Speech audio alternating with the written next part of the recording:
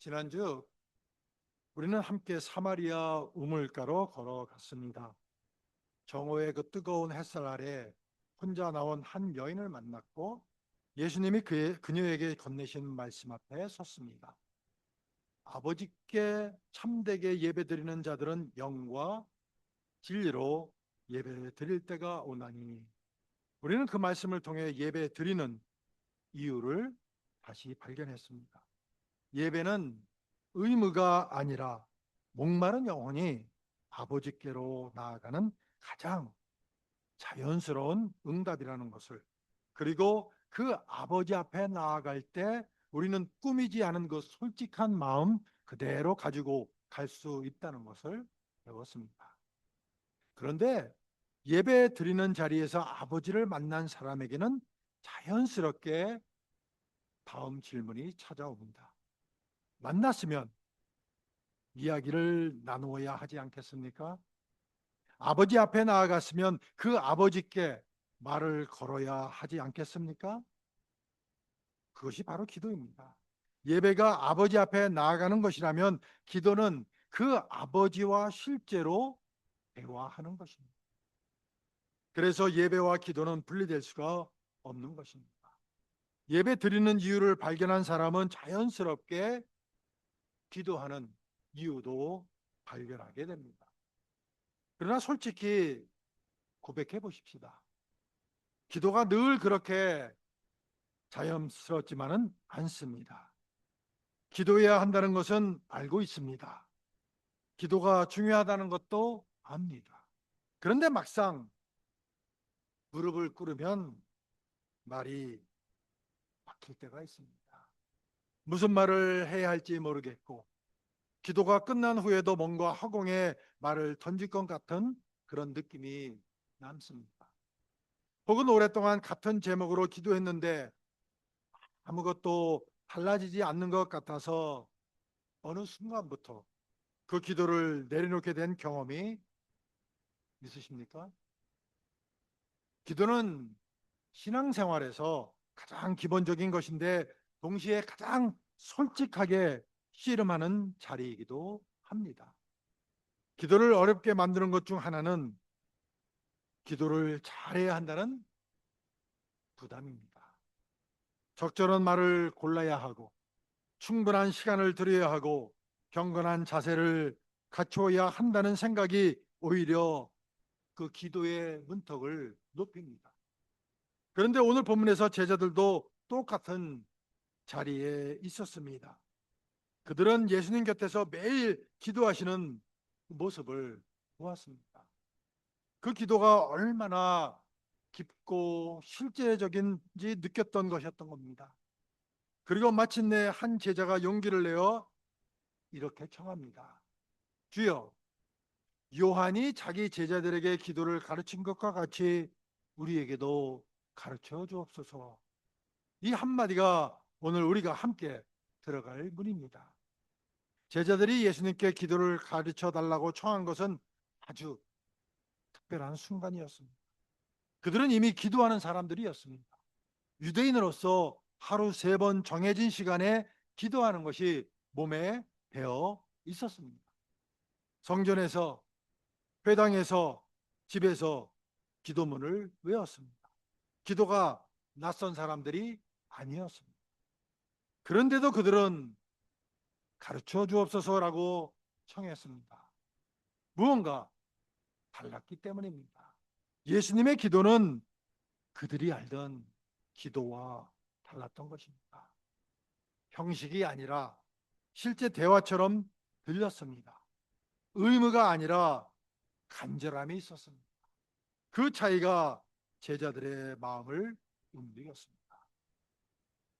예수님은 그 청을 물리치지 않으셨습니다. 즉시 가르쳐 주셨습니다. 너희는 기도할 때 이렇게 하라.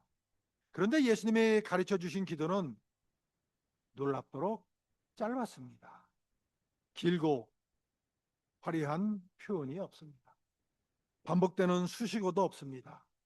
당시 종교 지도자들의 기도가 길고 인상적인 언어로 가득했던 것과 완전히 달랐습니다. 예수님의 기도는 단순했습니다. 그리고 그 단순함 안에 기도의 본질이 모두 담겨 있었습니다. 제자들은 아마 이 짧은 기도를 받아들고 잠시 어리둥절했을지도 모릅니다. 이것이 전부입니까? 아버지여, 이름이 거룩히 여김을 받으시오며.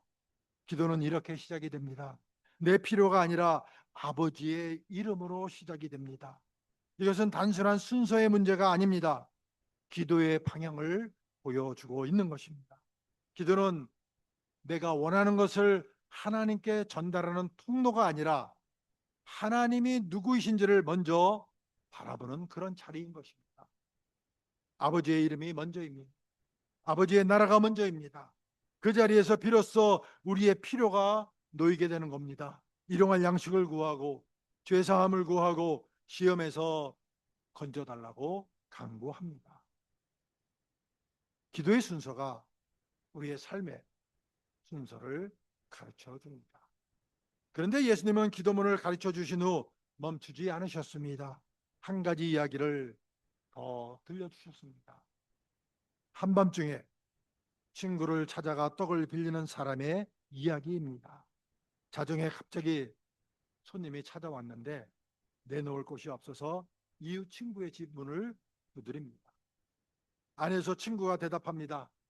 나를 괴롭게 하지 말라. 문이 이미 닫혔고 아이들이 나와 함께 침실에 누웠으니 일어나 내게 줄 수가 없노라. 문이 닫혔습니다. 아이들이 자고 있습니다. 상황은 불가능해 보입니다. 그런데 예수님은 말씀하십니다. 그 친구가 결국 일어나 줄 것이라고. 왜입니까? 예수님은 그 이유를 단 한 단어로 설명하십니다. 간청함을 인하여. 우리말로는 간청함이지만 원어의 의미는 더 깊습니다. 부끄러움을 무릅쓴 끈질김, 포기하지 않는 담대함을 말하고 있습니다. 체면을 내려놓고 문을 두드리는 그 자세입니다.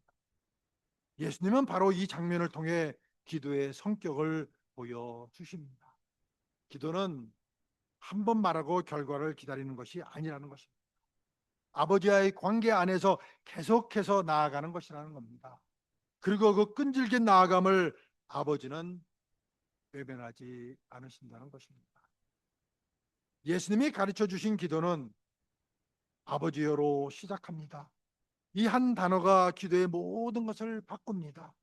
당시 유대인들에게 하나님은 가까이 다가가기 어려운 분이셨습니다. 성전의 그 지성소는 1년에 단 한 번 대제사장만 들어갈 수 있었습니다. 하나님의 이름은 함부로 부를 수 없었고 두루마리를 필사하다가 그 이름을 쓸 때면 붓을 바꿀 만큼 경외의 대상이었습니다. 그런데 예수님은 그 하나님을 아버지라고 부르라고 하십니다. 이것은 당시로서는 충격적인 가르침이었습니다. 예수님은 우리에게 하나님께 나아가는 새로운 문을 열어주신 것입니다. 그 문의 이름이 아버지인 것입니다. 아버지라는 호칭은 관계를 전제합니다. 아버지가 있으면 자녀가 있습니다. 자녀는 아버지께 무엇을 구할 때 자격을 증명하지 않습니다. 자녀이기 때문에 구하는 것입니다. 예수님은 이것을 본문 11절과 12절에서 아주 구체적인 그림으로 보여주십니다. 너희 중에 아버지 된 자 누가 아들이 생선을 달라 하면 생선 대신에 뱀을 주며 알을 달라 하면 전갈을 주겠느냐? 이 질문의 답은 너무 분명합니다. 그 어떤 아버지도 그렇게 하지 않는다는 것입니다. 예수님은 우리가 이미 알고 있는 아버지와 자녀의 관계를 통해 하나님 아버지의 마음을 설명해 주신 것입니다. 우리가 구할 때 하나님은 외면하지 않으신다는 것입니다. 왜냐? 아버지이시기 때문이라는 겁니다. 그렇다면 왜 기도해야 합니까?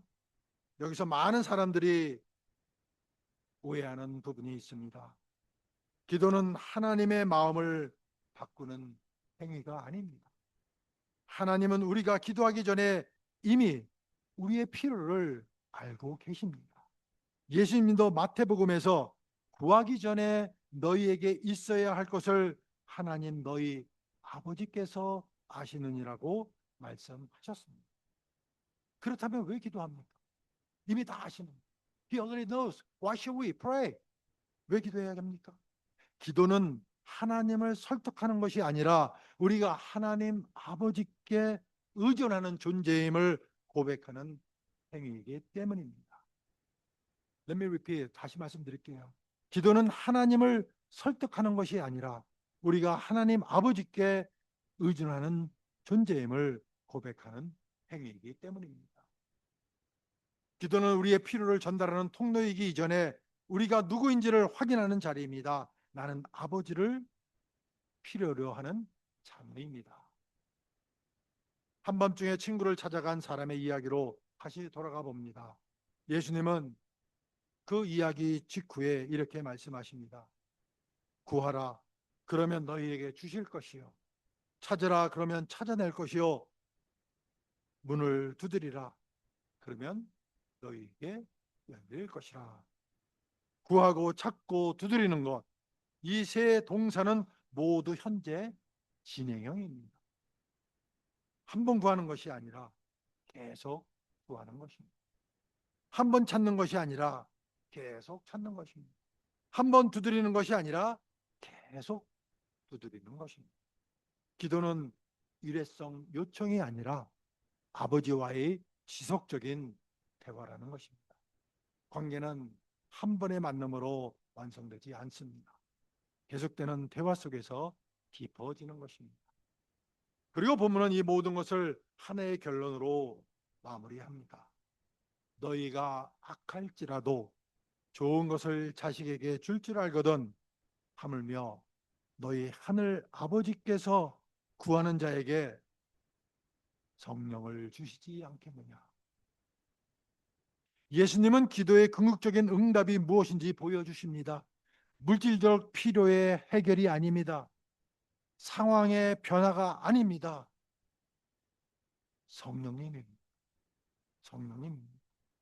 아버지께서 기도하는 자녀에게 주시는 가장 큰 선물은 당신 자신이라는 것입니다. 기도는 결국 하나님을 얻는 자리라는 것입니다. 우리가 기도해야 하는 이유가 바로 여기에 있습니다. 기도는 무언가를 얻는 통로가 아니라 아버지 자신을 만나는 자리인 것입니다. 그렇다면 아버지께 구하는 자녀로 사는 것이 이번 주 우리의 실제 삶에서 어떻게 나타날 수 있을까요? 먼저 개인적인 자리에서 생각해 봅니다. 우리는 기도를 잘해야 한다는 부담을 내려놓을 수 있습니다. 예수님이 가르쳐 주신 기도는 짧았습니다. 화려하지 않았습니다. 아버지 앞에 솔직하게 나아가는 것이었습니다. 오늘부터 이렇게 시작해 볼 수 있습니다. 하루를 시작하실 때 혹은 하루를 마치실 때 단 한 문장으로 아버지께 말을 거는 것입니다. 아버지, 오늘 하루도 당신이 필요합니다. 길지 않아도 됩니다. 완벽하지 않아도 됩니다. 자녀가 아버지께 말을 거는 것, 그것으로 충분합니다. 아버지, 오늘 하루도 당신이 필요합니다. Father, today, once again, I need you. That's all we have to say. 이렇게 말씀하시면 됩니다. 또한 우리는 기도가 응답되지 않는 것처럼 느껴지는 그 자리에서도 계속 문을 두드릴 수가 있습니다. 한밤중에 친구의 문을 두드리던 그 사람처럼 체면을 내려놓고 끈질기게 나아가는 것입니다. 오랫동안 기도했는데 아무것도 달라지지 않는 것 같다고 느끼는 제목이 있으십니까? 그 기도를 다시 꺼내 두십시오. 포기했던 기도를 다시 시작하는 것이 때로는 가장 용기 있는 신앙의 행위입니다. 아버지는 자녀의 끈질긴 나아감을 외면하지 않으십니다. 응답의 시간과 방식은 아버지께 맡기되 나아가는 것은 우리의 몫입니다. 가정의 자리에서도 기도는 살아 움직일 수 있습니다. 우리 자녀들은 기도가 무엇인지를 어디서 배웁니까? 교회에서 배우기도 하지만 가장 깊이 배우는 자리는 가정입니다. 부모가 식탁 앞에서 기도하는 모습, 어려운 일 앞에서 먼저 무릎을 꿇는 모습, 자녀를 위해 소리내어 기도해 주는 모습, 이것들이 자녀들의 마음에 기도의 언어를 심습니다. 이번 주 가정에서 한 가지를 시도해 볼 수 있습니다. 식사 기도를 조금 더 솔직하게 드려보는 것입니다. 형식적인 문장이 아니라 오늘 하루 실제로 있었던 일을 아버지께 가지고 나아가는 기도입니다. 자녀들은 그 기도를 들으며 하나님이 우리 가정의 아버지이심을 배우게 되는 것입니다. 또한 할라스의 공동체로서 우리가 함께 붙들어야 할 것도 있습니다. 우리 교회가 그 메스터 비전 안에서 ask, 모든 것을 하나님께 묻는 공동체를 꿈꾸었을 때 그것은 단순히 개인의 기도 습관을 강조한 것이 아닙니다. 공동체가 함께 아버지 앞에 나아가는 교회가 되자는 부르심이었습니다. 우리가 토요 아침 기도회에 함께 모이는 것, 예배 전에 함께 기도하는 것, 서로의 기도 제목을 나누는 것, 이 모든 것이 우리가 혼자가 아니라 함께 아버지께 나아가는 자녀임을 고백하는 행위입니다. 이번 주 한 사람의 기도 제목을 기억하고 그를 위해 실제로 기도해 주십시오. 그 작은 연결이 공동체의 기도를 살아있게 합니다. 사마리아 여인은 예수님을 만난 후 물동이를 내려놓고 마을로 달려갔습니다. 스스로 목마름을 해결하려던 도구를 내려놓는 것입니다.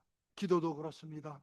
기도는 내 힘으로 해결하려던 것을 내려놓고 아버지께 가져가는 행위라는 것입니다. 우리가 기도할 때 우리는 나는 아버지를 필요로 하는 자녀입니다 라고 고백하는 것입니다. 그 고백이 쌓일 때 우리의 삶은 조금씩 달라집니다. 혼자 짊어지던 짐이 가벼워지고 혼자 결정하던 것들이 아버지와 함께하는 대화가 되는 것입니다. 기도는 우리를 강하게 만드는 것이 아니라 아버지께 의존하는 자녀로 만들어 갑니다. 그리고 그것이 우리가 기도 드려야 하는 가장 깊은 이유인 것입니다. 우리는 오늘 제자들과 함께 예수님 앞에 섰습니다. 주여, 우리에게도 기도를 가르쳐 주옵소서. 이 간청은 단순한 질문이 아니었습니다. 예수님의 기도와 자신들의 기도 사이에서 무언가 다르다는 것을 느낀 사람들의 간절함이었습니다. 예수님은 그 간절함을 외면하지 않으셨습니다. 그리고 가르쳐 주셨습니다. 아버지여, 기도는 여기서 시작됩니다. 화려한 언어가 아니라 아버지를 부르는 것에 시작이 되는 것입니다. 그 한 단어 안에 기도의 모든 것이 담겨 있습니다. 우리는 아버지를 필요로 하는 자녀이고 아버지는 자녀의 음성을 기다리시는 분이라는 것입니다. 우리는 오늘 사도신경의 고백이 기도와 어떻게 연결되는지를 보았습니다. 전능하신 아버지 하나님을 믿습니다라는 고백은 단지 교리적 선언이 아닙니다. 그 아버지께 실제로 말을 거는 것, 그것이 기도라는 것입니다. 믿는다고 고백하면서 말을 걸지 않는 것은 아버지를 인정하면서 관계를 거부하는 것과 같습니다. 그리고 우리가 마스터 비전 안에서 ask, 모든 것을 하나님께 묻는 삶을 배웠을 때 우리는 무엇을 해야 하는지 알게 되었습니다. 그런데 오늘 우리는 한 걸음 더 들어갔습니다. 왜 묻는가? 그 뿌리를 붙드는 것입니다. 우리가 기도 드리는 이유는 우리에게 아버지가 있기 때문입니다. 한밤중에 친구의 문을 두드리는 사람을 다시 떠올려 봅니다. 그는 체면을 내려놓았습니다. 자정에 이웃집 문을 두드리는 것이 얼마나 민망한 일인지 알면서도 나아갔습니다. 손님을 위해서였습니다. 자신의 필요 때문이 아니라 찾아온 누군가를 위해서 문을 두드렸습니다. 그리고 결국 얻었습니다. 예수님은 이 장면을 통해 우리에게 말씀하십니다. 포기하지 마십시오. 응답이 늦어지는 것처럼 느껴지는 그 자리에서도 계속 나아가십시오. 아버지는 자녀의 끈질긴 나아감을 기억하십니다. 그리고 때가 되면 문을 열어주십니다. 기도는 우리를 강하게 만들지 않습니다. 오히려 우리를 약하게 만듭니다. 혼자 감당하려던 것을 내려놓게 합니다. 스스로 해결하려던 것을 아버지께 가져가게 합니다. 그런데 바로 그 약함의 자리에서 하나님 아버지의 능력이 나타나는 것입니다. 바울이 고백했던 것처럼 내가 약할 그때에 강함이라는 역설이 기도 안에서 이루어지는 것입니다. 기도는 우리를 아버지께 의존하는 자녀로 만들어갑니다. 그리고 아버지께 의존하는 자녀는 결코 혼자가 아닙니다.